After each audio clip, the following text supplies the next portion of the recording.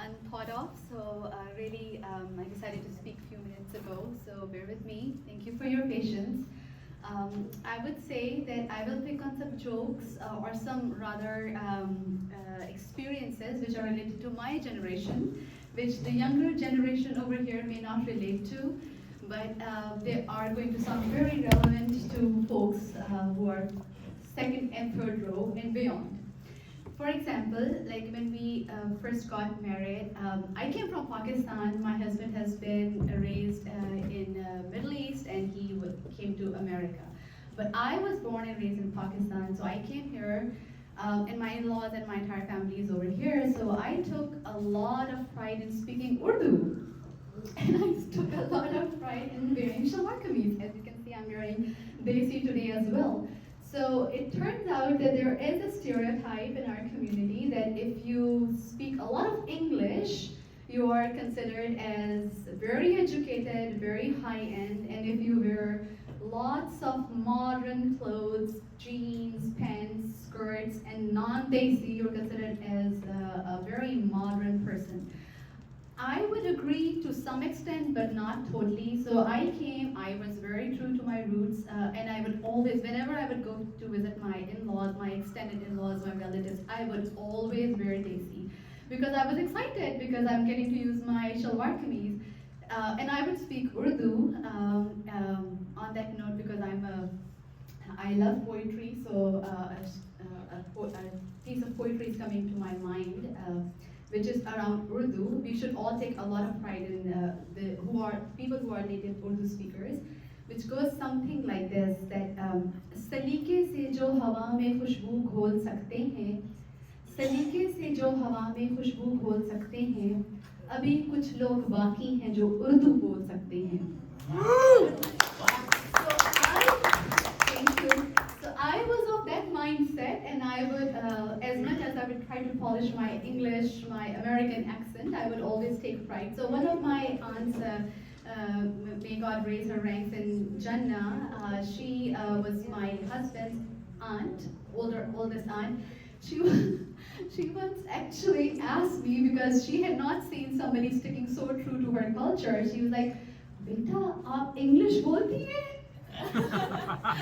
And from that point onwards, I'm like, okay, I need to start speaking a lot of English to demonstrate my intellect and my academic excellence and whatnot.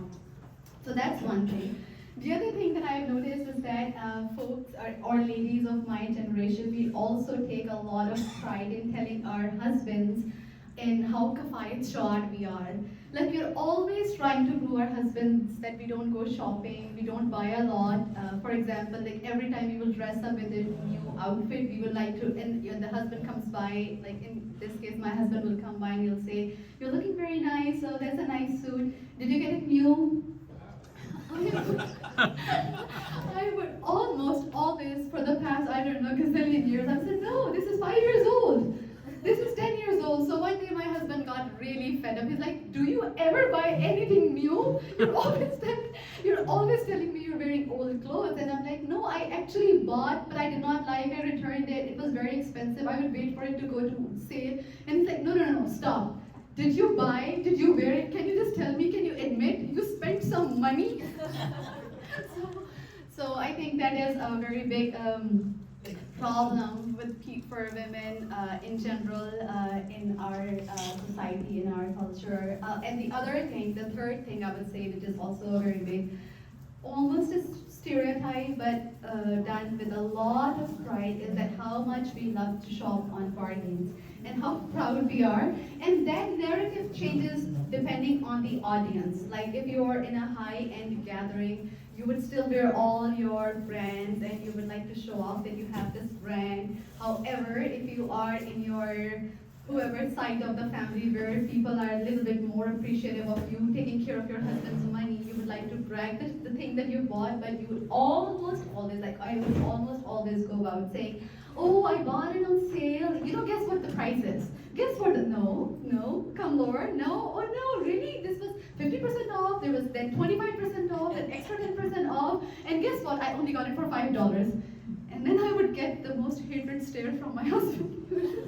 He's like, "Why are you always always telling the stories of like, because I'm always trying to prove the good bahu, the good wife kind of a sentiment that we have. So those are the other, I think, a very big stereotype that we also have is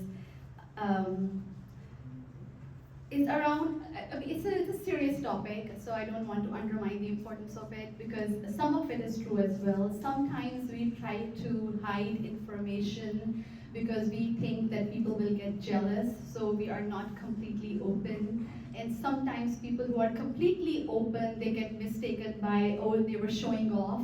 So there is this like a line that needs to be drawn but doesn't get drawn and gets complicated all the time, like what to share, what not to share.